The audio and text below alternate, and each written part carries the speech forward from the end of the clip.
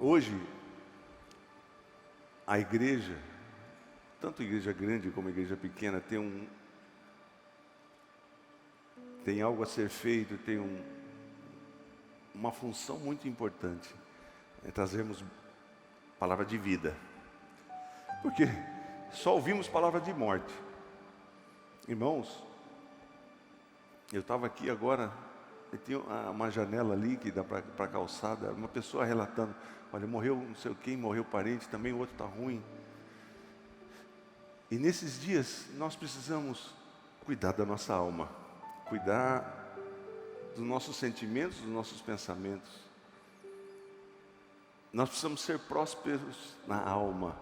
Tem muita gente que tem muita riqueza, mas materialmente falando, mas a alma dele é uma miséria só, é uma tristeza. E uma das coisas que tem aplacado, talvez você, a mim já também, é o desânimo. O desânimo é uma arma muito poderosa de Satanás. E ela vai aos poucos, quando a gente dá uma brecha para o desânimo, ele vai tomando conta. O desânimo é uma separação, é uma ação contra o ânimo. O desânimo é a ausência de vida. O desânimo não chega de repente, ele vai chegando aos poucos, até que a pessoa desanima da própria vida. Mas Jesus veio para nos dar vida. E é numa vida simples, não, uma vida com abundância. Pastor, num ano de pandemia, num momento de pandemia mundial,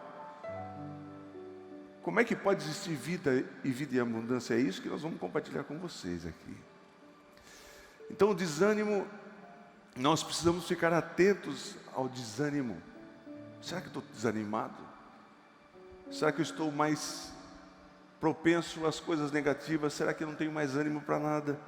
O desânimo é um profundo abatimento interior, provocando um sentimento de morte. O desânimo é ausência de vida. Ele provoca a inércia, você fica parado, você fala: não vou fazer mais. Quem nunca pensou, quem nunca passou na sua mente: eu quero sumir? Esse é um sintoma de desânimo. Mas em nome de Jesus, eu e você, nós vamos declarar: eu quero aparecer e brilhar, e o nome de Jesus vai brilhar através da minha vida. Eu não vou sumir, eu não vou ser cativo desse pensamento de Satanás e desânimo. Às vezes a gente se cobra: por que eu estou desanimado? Eu não posso ficar desanimado. Mas a gente vê na palavra de Deus que grandes heróis, como Elias, ficaram profundamente desanimados. Elias queria morrer. Um desânimo, uma depressão de morte, numa caverna, desejando a morte, totalmente alienado. Quando a gente está desanimado, a gente está baseado nos nossos entendimentos do que está acontecendo. Eu desanimei, sabe por quê, pastor Ciro? Todos os meus planos não dão certo, tenho tantas expectativas, e as coisas estão só dando errado. Entes queridos meus estão morrendo, muito próximos a mim. Elias estava vivendo momentos difíceis, ele falou: lutei tanto, Deus operou maravilhas, veio fogo do céu, e mesmo assim o povo não se rendeu, e eu estou sozinho, totalmente alienado, totalmente errado o pensamento dele, que tinha mais 7.000.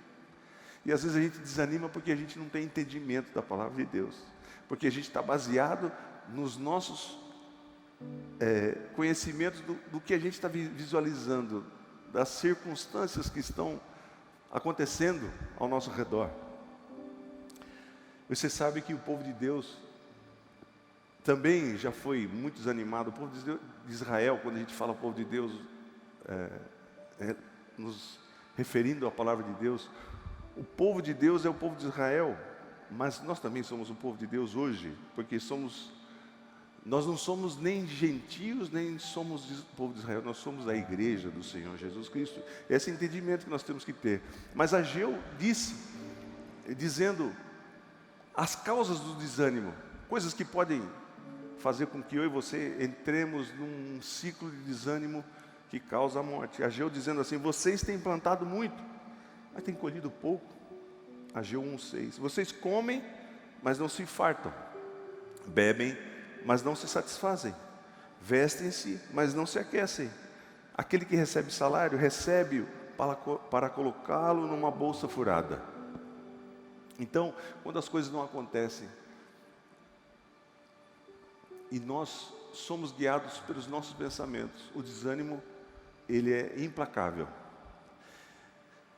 Só que, qual o antídoto para o desânimo, pastor Ciro? Eu quero respostas. O senhor está falando de desânimo, mas eu quero saber o que me tira do desânimo. Martinho Lutero, ele disse assim: precisamos ouvir o Evangelho todos os dias. Todos os dias, toda hora, eu e você temos que encher a nossa mente, o nosso coração da palavra de Deus, principalmente nesses dias. Ele disse assim que precisamos ouvir o Evangelho todos os dias, porque nós esquecemos do Evangelho todos os dias. A nossa mente, ela é ávida por coisas desse mundo, por notícias. Você sabe que notícia ruim é o que mais chama atenção. Quando tem um acidente na estrada, a turma para, fica uma fila para ver o que aconteceu. Para ele falar: aquele está pior que eu, morreu. É um instinto do ser humano, de ver as coisas negativas. Mas quando nós estudamos a palavra de Deus, isso traz um renovo para nós. E nós precisamos, de maneira sine qua non, estarmos embebidos do Evangelho. Eu estou falando para mim e para você, senão a gente não vence esse mundo. Quando nós mergulhamos na palavra de Deus, é como aferir, calibrar uma bússola. Sabe bússola?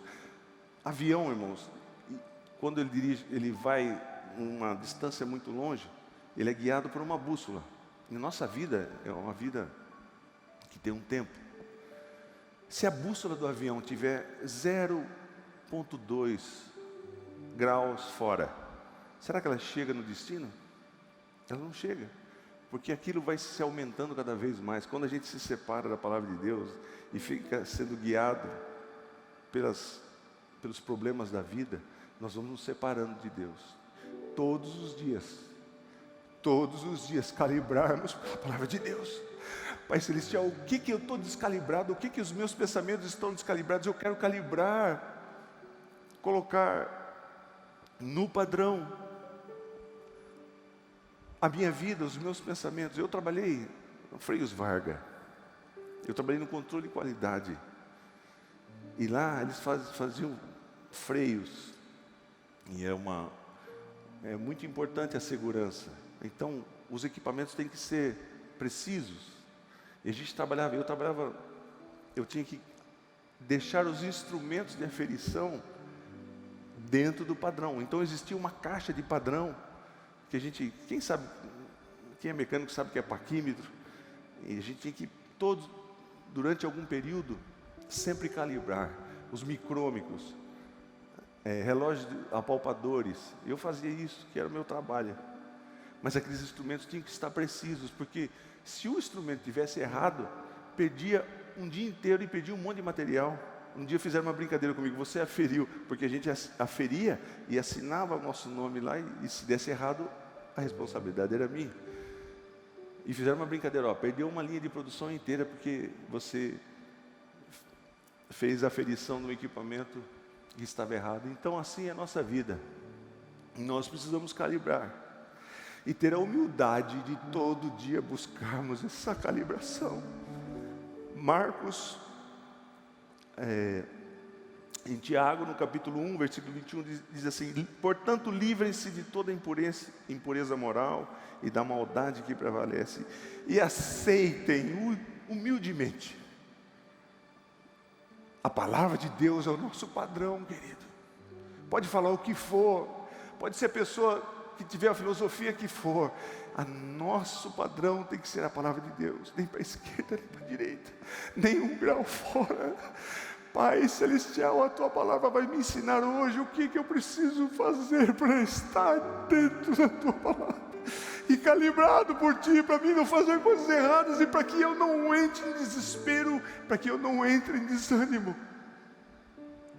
E a gente deixa de calibrar pela palavra, fica buscando respostas em outros lugares.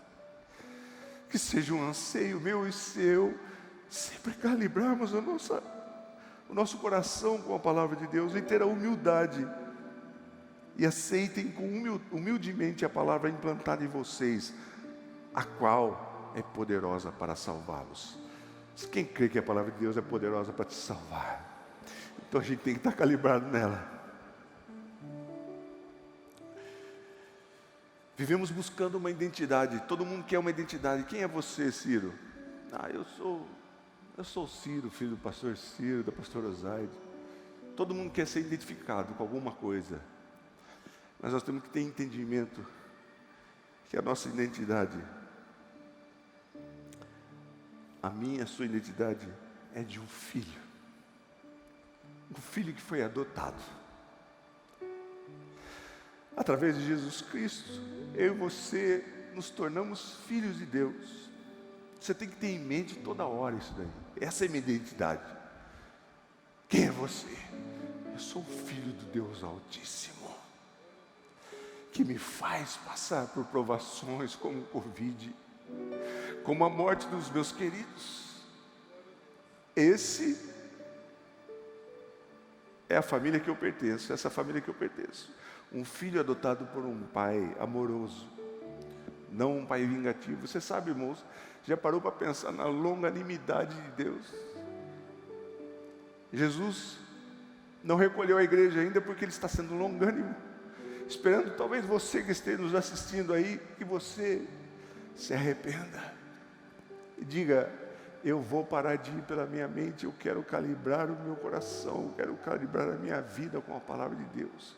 E mesmo com todos os problemas que eu tenho, com todos os pecados que eu tenho a partir de hoje, porque muita gente pensa assim: não, eu preciso me consertar primeiro, depois eu vou buscar Jesus, depois eu vou para a igreja. Isso não existe. Vem como você está, todo quebrado, todo enlamaçado com o pecado, Jesus vai te limpar, Jesus vai te deixar mais alvo do que a neve, por mais que seja o pecado que você fez. Hoje é o dia, hoje é a hora de você se entregar a Jesus. Hoje é o momento de dizer: Pai, eu te reconheço como meu único e suficiente Salvador, e eu quero que o Senhor cuide da minha vida daqui para frente. Eu quero viver uma vida, essa vida que o Senhor promete de abundância. E as decepções e o desânimo vêm por causa dos cuidados desse mundo.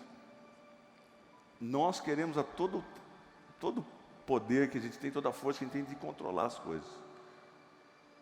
Controlar a saúde dos nossos queridos. Ter planos de saúde caríssimos. Mas aí a gente vê que na hora que a coisa aperta mesmo, não existe nenhuma solução humana. Só vem uma solução do Pai. E os cuidados desse mundo nos deixam sem esperança.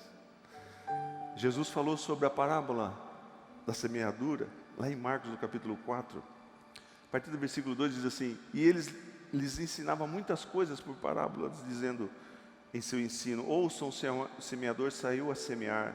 Enquanto lançava a semente, parte dela caiu à beira do caminho, e as aves vieram e comeram.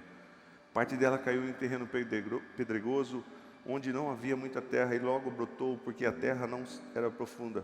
Mas quando saiu o sol, as plantas se queimaram e secaram, porque não tinha raiz. Destaque do versículo 7. Outra parte caiu entre espinhos, entre preocupações, anseios. Como que vai ser? Como que eu vou ter renda? Como que eu vou sobreviver? Como vai ter provisão para a minha vida? Outra parte caiu entre espinhos que cresceram e sufocaram as plantas e foram de forma que ela não deu fruto. Mas nós temos que desvencilharmos dessas preocupações, esses espinhos, e ter uma terra boa, como diz no versículo 8. Onde caiu em boa terra, germinou, cresceu e deu boa colheita. 30, 60 e até 100 por um.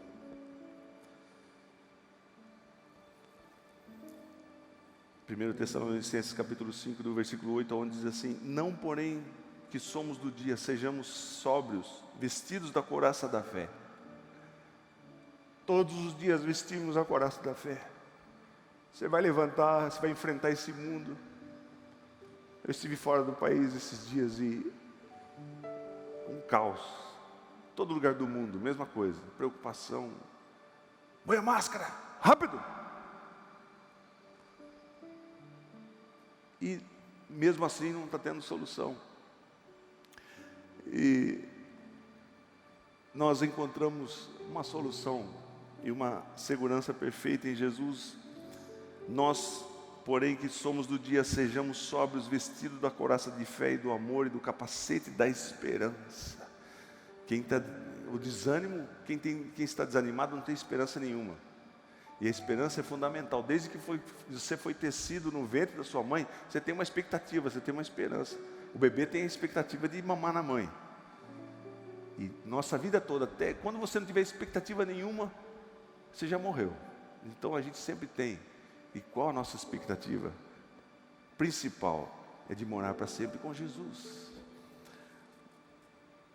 Porque Deus não nos destinou para a ira.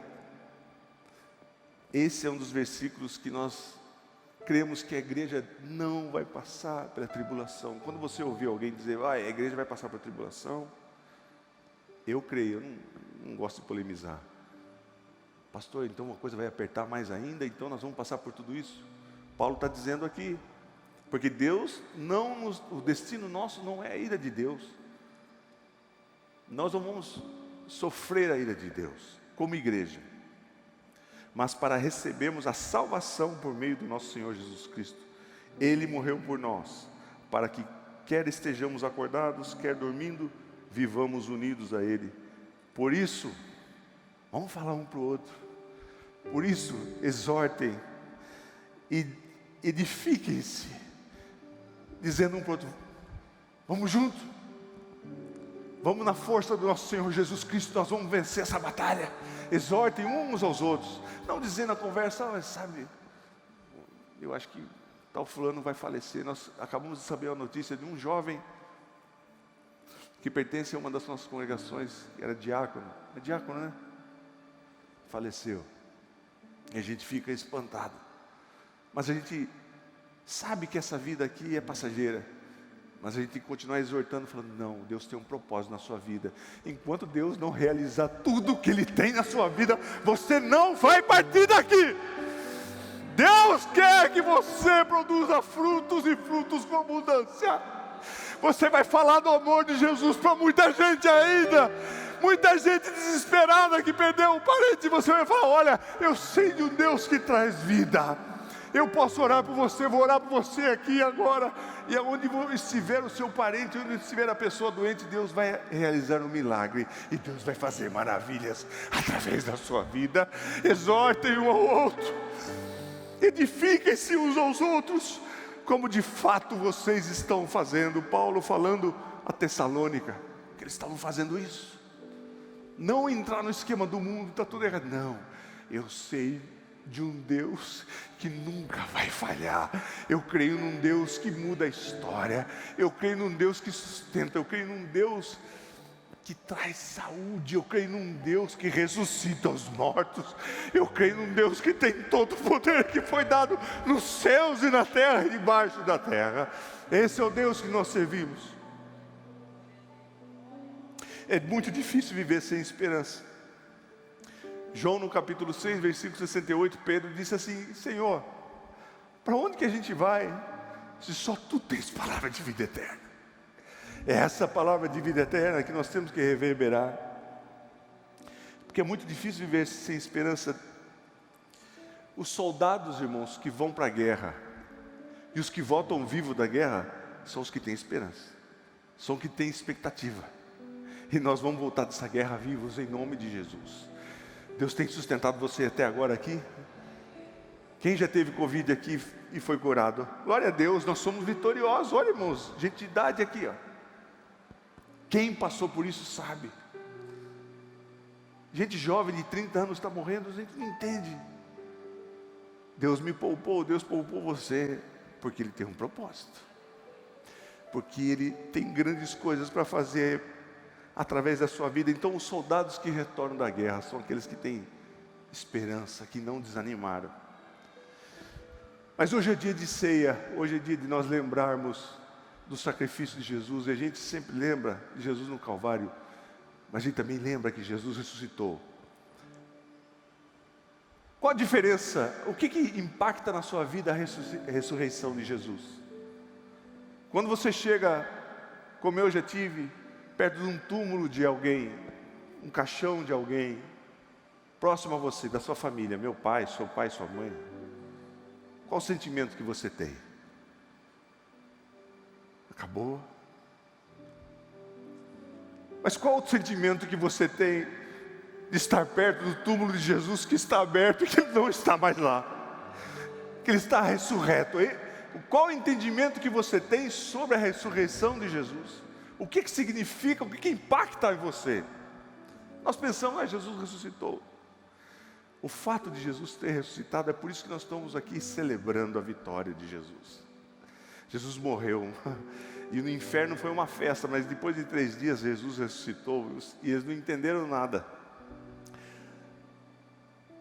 Jesus ressuscitou, uma das primeiras coisas que a gente pode destacar, e está à destra de Deus Pai. Ele venceu, Ele está com Deus. Ele é o nosso Senhor. Lá em Hebreus, no capítulo 10, versículo 12, diz assim: mas quando este sacerdote, Jesus, acabou de oferecer para sempre só um único sacrifício de uma pessoa, a pessoa soberana de Jesus Cristo foi capaz de perdoar o meu e o seu pecado e da humanidade toda. Você já parou para pensar nisso? É o que ele está falando, um único sacrifício pelos pecados, assentou-se à direita de Deus.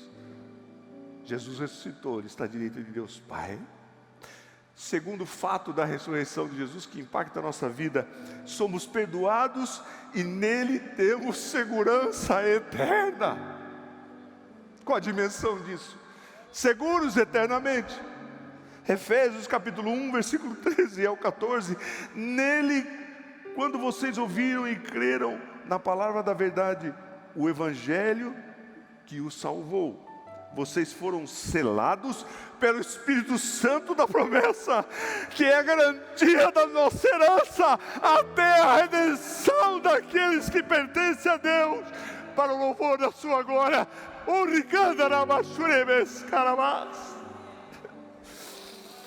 Que é a garantia da nossa herança.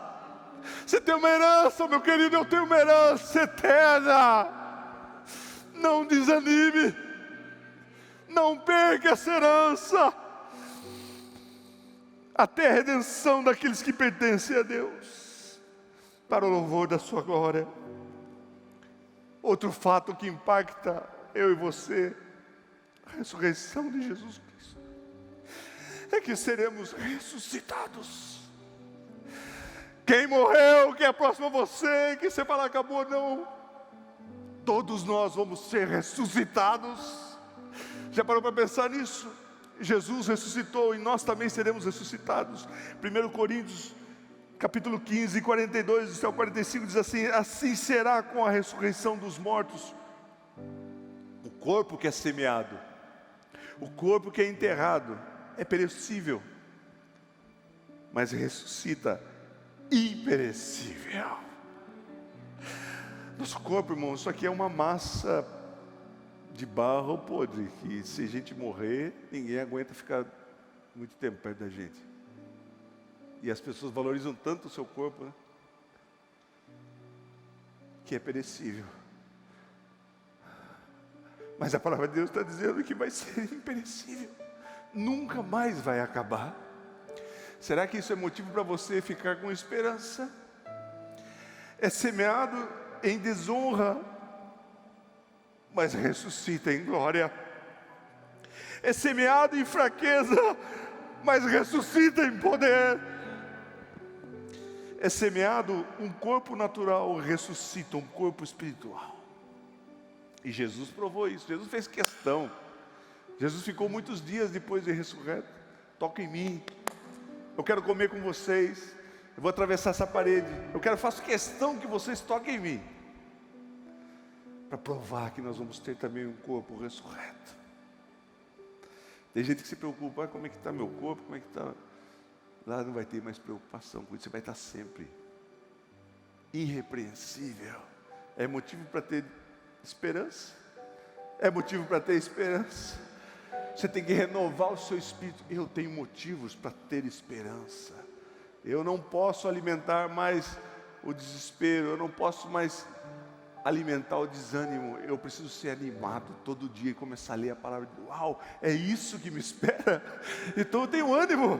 Então eu vou me levantar e vou realizar a obra do Senhor. Eu vou fazer o que me cabe. Porque, irmãos, vai ter 2 julgamentos na eternidade. Pastor, estou salvo.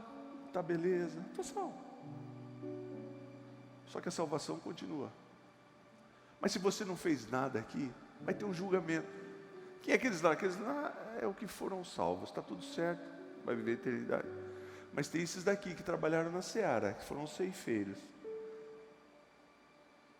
E nós vamos fazer uma análise. Ele vai ter um julgamento do que eu e você fizemos. Pastor, mas esse negócio de falar do Evangelho é para pastores, para missionários. Quem que vai falar do amor de Jesus para o seu vizinho? Quem que vai falar do amor de Jesus para alguém da sua família? Tem que ser você. Não seja tímido. Nós estamos vivendo os últimos dias, esse é o momento de eu e você proclamarmos o amor de Jesus. Assim está escrito: o primeiro homem, Adão, tornou-se a um ser vivente, o último Adão, um espírito vivificante. Quem estava desanimado e está animado, levante a mão. Glória a Deus. Não deixe essa semente morrer. Quando vier, porque, irmãos, Satanás, ele não é onisciente, ele não sabe o que você pensa, o que eu penso. Mas ele pode insinuar pensamentos, ele pode lançar, ele lança setas. E ele entende quando você absorve esses pensamentos de desânimo. Já ficou perto de uma pessoa desanimada? É muito chato. Você começa a ficar desanimado também. Viu? Vamos fazer, vamos... não quero não. Pois... E aquilo começa a tomar conta do ambiente. Então não vamos fazer, mas... Esse é um espírito de desânimo, é um espírito maligno.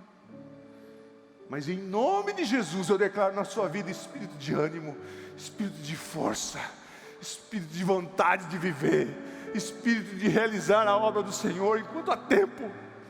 Enquanto é tempo, você é chamado, você foi convocado. Eu fui convocado para falarmos do amor de Jesus. E eu fiquei pensando, eu quero ficar quanto mais possível nesse púlpito aqui, fazendo lives, falando do amor de Jesus. Nós estamos semeando, onde a gente vai jogando semente. Cai na beira do caminho, cai no terreno pedregoso, cai, no meio de espinhos, cai. Pastor, a pessoa ouve e tira a chacota. Você não sabe. De repente essa semente floresce. E hoje nós estamos aqui para comemorar o sacrifício de Jesus, mas também a ressurreição de Jesus. Você está feliz de saber o que significa para você a ressurreição de Jesus? Porque Ele ressuscitou, eu e você vamos ressuscitar também, vamos ter um corpo. Pastor, mas tem gente que olha que enterra, né?